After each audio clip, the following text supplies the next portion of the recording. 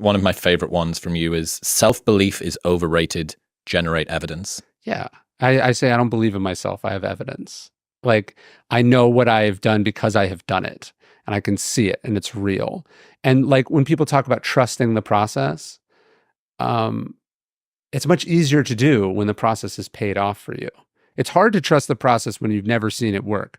But when you've seen it work over and over, like I now know in my soul what it feels like for a book to not be coming together. And I know how if you stick with it and you keep going, it does eventually come together. I know the rhythms of the process. I know all the different peaks and valleys of it.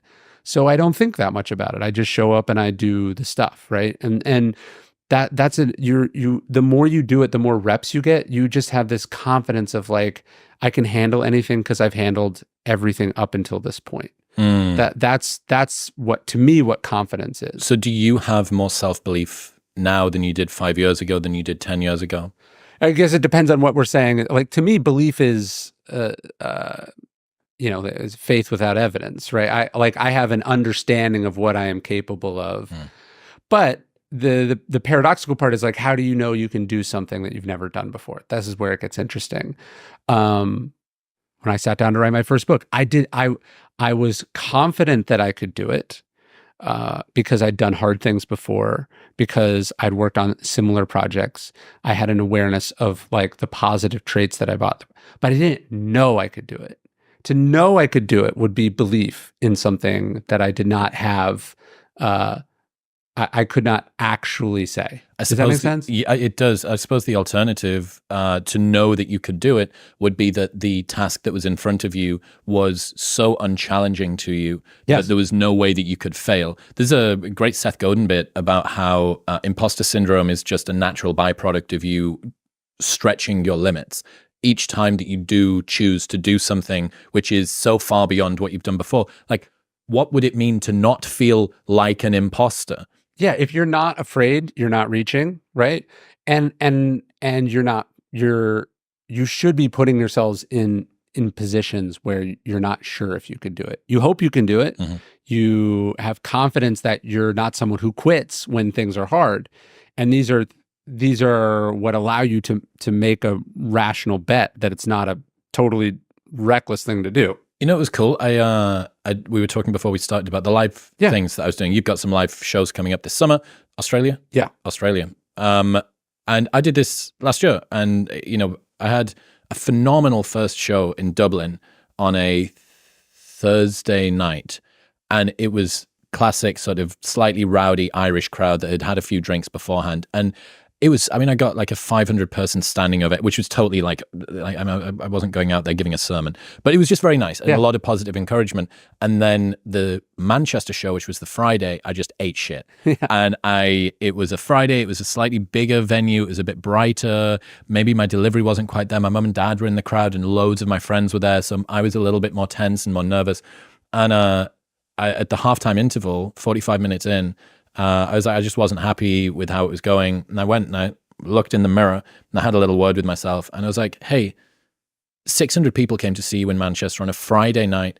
Some of your best friends from your entire life are here and your mum and dad are sat 4 rows back. Like, if you can't have fun with this as your second ever show and give yourself a bit of grace that this is a great learning experience for you. And also, how can you turn it around? How positive can you now come out in the second? And that, of all of the shows that I had, that little 30-second chat I had with myself in the mirror is one of the things that sticks in my mind the most. And that's an undeniable piece in my stack of proof that I can do the things that I say that I can do.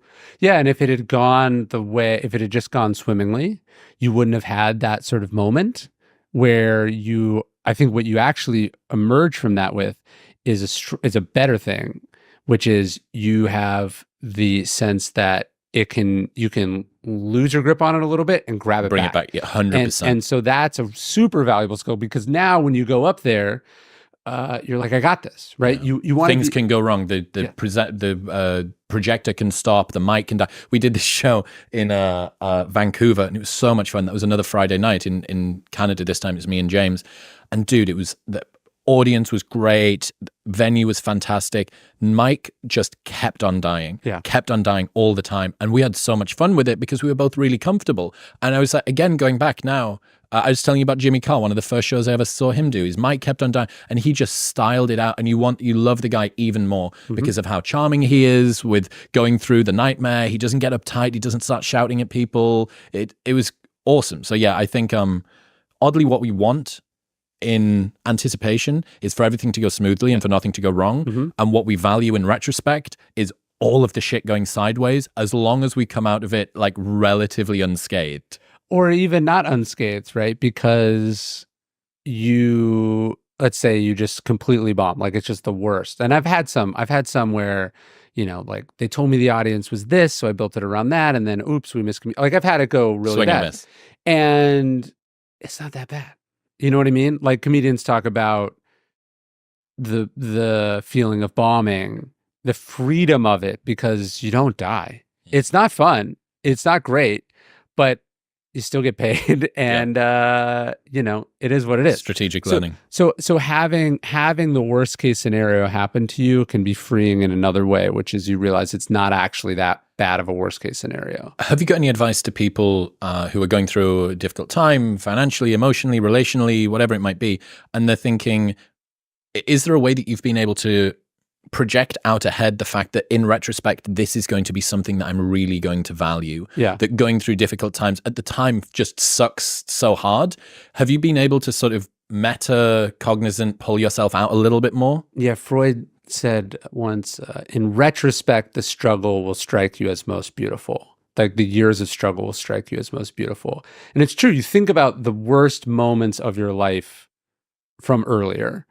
Now they're integrated into who you are. And in some ways, we understand that we couldn't and wouldn't be where we are without those things. We know not only is that true in a positive way, but it's also just true in how the mind works. Like the mind is really good at this is what cognitive dissonance does. It works on you in a way that makes this thing for the best, even if it wasn't for the best. Like we're so worried about, and some of the cognitive psychology on this bears it out too, is like we're worried about like, will I regret it?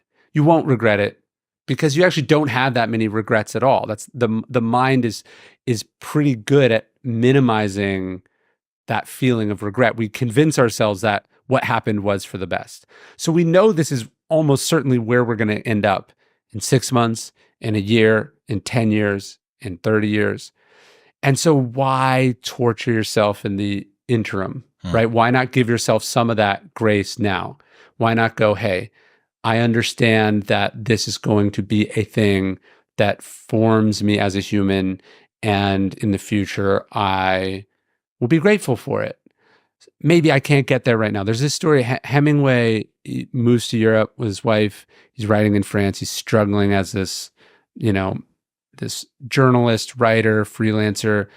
And he has this meeting with this editor, and he's meeting with him, and he telegraphs his wife and says, hey, like, I need you to come meet me. This is Hadley. And so she gathers up all his stuff. She's thinking that Hemingway's going to want to show it to this editor. And she hops on the train. She stops in Lyons or somewhere in France, and gets off the train for a second to grab a newspaper or whatever. And she comes back, and the briefcase full of all of Hemingway's writing is gone. Everything he has done in his life up until this point, just gone. They don't know if someone stole it. They don't know if she lost it. They don't know if it was thrown away.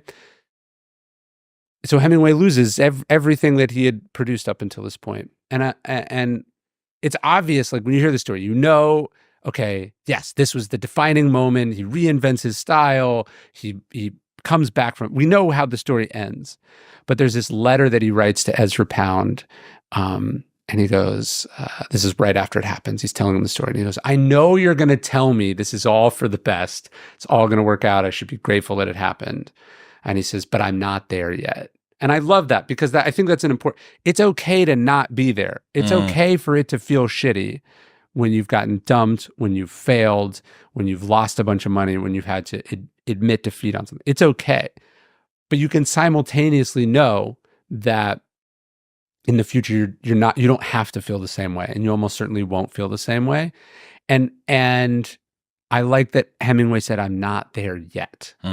he got there, but he wasn't there yet. So this understanding of the process, this sort of acceptance of my own psychological fallibility, but this hope in the future as well. Yeah, and he does get there very quickly, like almost immediately. He starts writing again, and his sparser sort of Hemingway-esque style comes as a result of this kind of burning, unintentional burning of the boats behind him.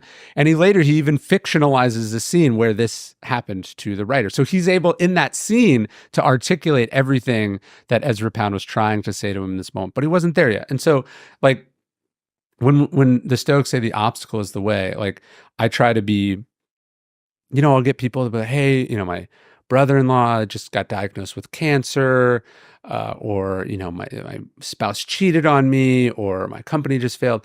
I don't like give them the book and be like, this is awesome, like really, like really soak this shittiness in. I like, it sucks to be a person, and devastating, heartbreaking things happen. It's just knowing that you can put the work in on that, and you can get to a place where you feel very, very differently.